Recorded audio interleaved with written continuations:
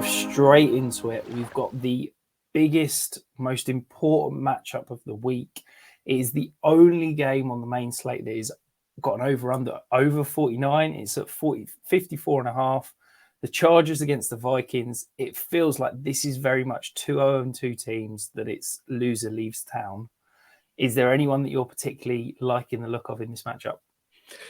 It's really a pick your poison type matchup. I mean, you look at this and you could either attack it through the passing or you could attack it through the ground game. I mean, like the Chargers, we've got it on screen there. They allow the most passing yards at 666 passing yards through 2 games.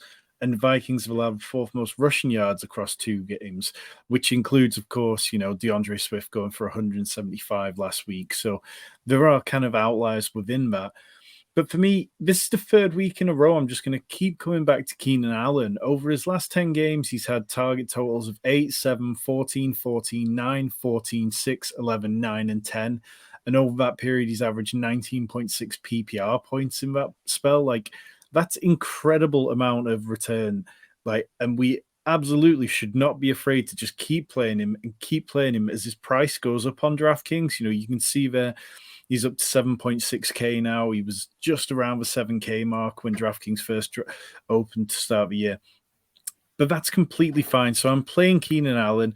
Obviously, Justin Jefferson, you can count on 100 receiving yards every week. Like, he's had over that in both games so far this year. Hasn't had the touchdowns yet. That always feels like the part of the game where if Justin Jefferson suddenly starts getting the touchdowns, things could really explode.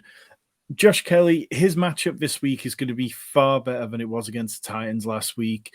And if that means that he comes at a reduced ownership this week, then he's an even better play than he would have been anyway. In terms of the peripheral players, I mean, Gerald Everett, he's playing less snaps than he did last year. Donald Parham's seen his snaps go up from 20% last year up to 50%, which is really eating into what I hope would be quite a valuable role for Gerald Everett. Jordan Addison, his snaps jumped by 15% over week 1 to week 2. And he seems like he's really just growing into that wide receiver role, slowly taking it away from KJ Osborne. I think if you're looking to get different in this game, if you're playing on DraftKings, you can look at stacking and adding those peripheral pieces to people like Jordan Addison, or you could be looking at, I like the idea of stacking Justin Herbert with Josh Kelly and then adding Keenan Allen as well. I think attacking it that way is going to help you to get different and help you to get leverage on the field. So yeah, I mean, for me, this game, you just play everyone involved in it, all the way down to if you have to start KJ Osborne, then you have to start KJ Osborne on a wing and a prayer. Yeah, I love this matchup. I love what both these teams are doing for fantasy, quite frankly. You can see on the screen here, we hoped all offseason and prayed that Kellen Moore coming across would mean that Justin Herbert would finally start pushing the ball downfield. And he's averaging 10.6 air yards per attempt.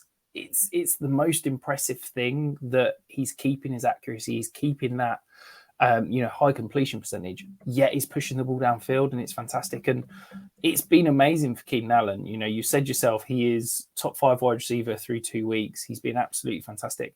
I think if you're in a dynasty league and you're a contender, he's a really good buy, because I think you can probably buy him for less than a first for anyone that's not, already contending. If the team that's got him isn't a bona fide contender, you should be knocking down that door, because he's getting up there in age. He's, approaching that wide receiver age cliff, but I have no concerns that he's not going to keep continuing to produce all season. And anytime you can get a wide receiver 1 for wide receiver 3-4 prices, I think that's an absolute smash.